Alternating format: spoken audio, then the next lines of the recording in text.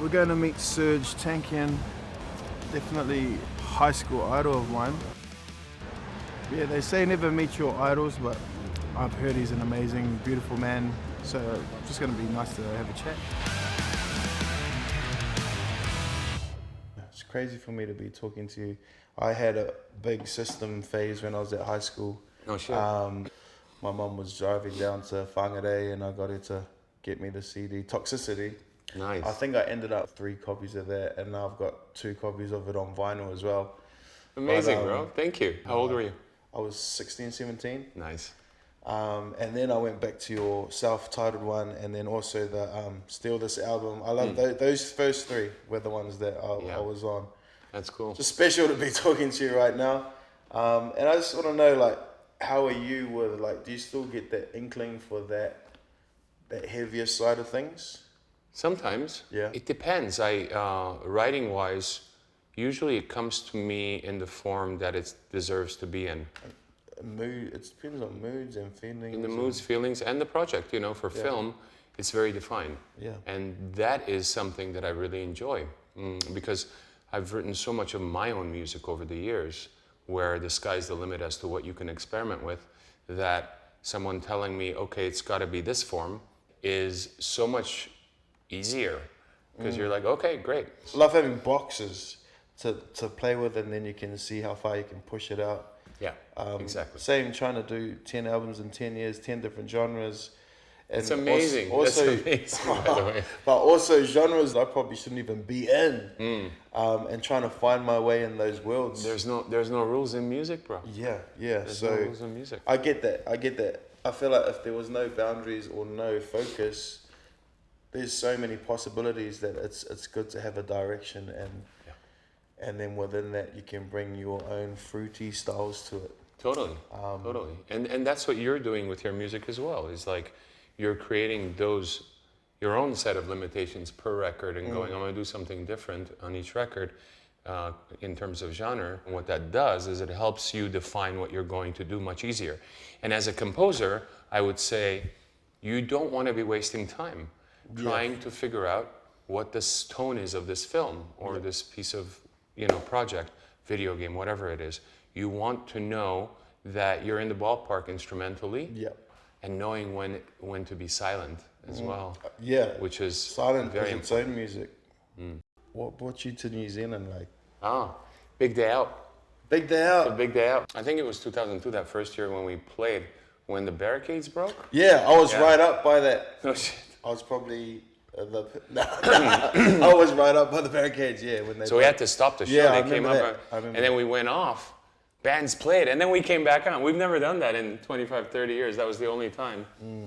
Yeah, so it was a very unique. I always tell the story is a unique experience because after taking a long flight, you're tired and stuff. But I felt this intuitive sense of belonging and this incredible peace, just being in the middle of downtown Auckland, which is, big crazy. Smoke. It's not. That is the big smoke. Yeah. It's not. It's not the countryside. But there was something about the frequency I was feeling.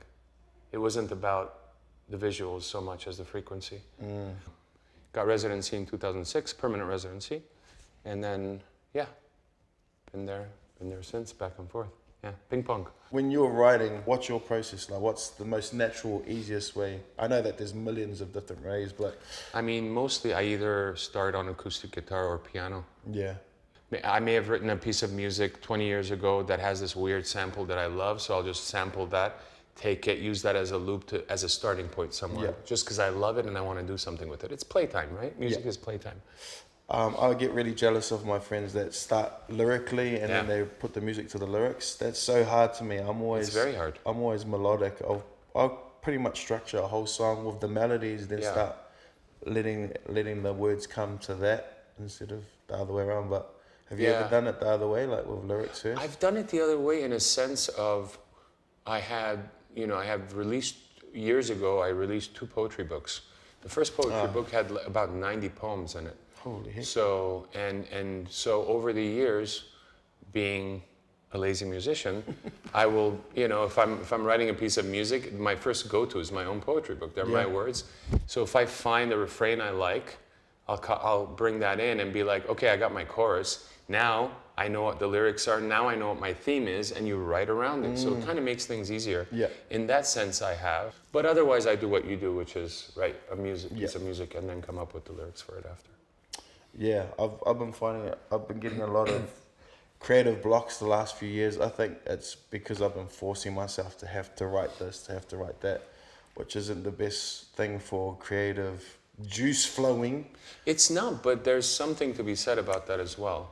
Being forced into a corner, you kind of fight your way out of it, and things kind of happen that probably wouldn't happen otherwise. Exactly, and you make new discoveries within your own musical Yeah, realm and about yourself. But music is a representation of time, and time itself isn't pure, you know? And it moves on, and what we feel is right 20 years ago may be wrong now, or vice versa. And, you know, but that music should come out then, because it's a timestamp. You listen to Dylan, and you feel like you're in the 60s. For sure. You listen, you know, so it's kind of like music is supposed to be that, you know? But at the same time, the feeling that music gives should be eternal. Timeless. That's beautiful. But I've been finding a lot lately with creative block. I'm really having to draw on a lot of my voice memos from the last few years, and just to get something going, get some sort of idea flowing. And actually this new album we're about to do in Joshua Tree, a lot of ideas that have come from past stuff. So I'm just found some really cool stuff. I'm like, thank you, past Troy, for this little gem. So for sure. I too delved in the treasure trove of voice memos, especially during COVID. And I was sitting in bed one night on my iPad, just like flicking through voice memos, and I realized I have hundreds of them.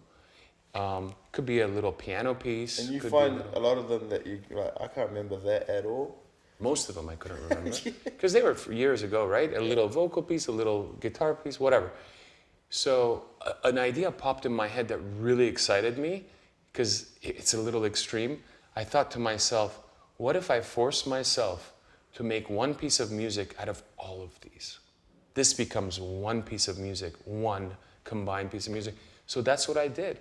I wrote a 23-minute piece of music called Disarming Time. That's the cover for it. That's cool. Like, you just play around with it. Three melodies on top of each other from different memos. Yeah. Yeah, that's cool. Yeah.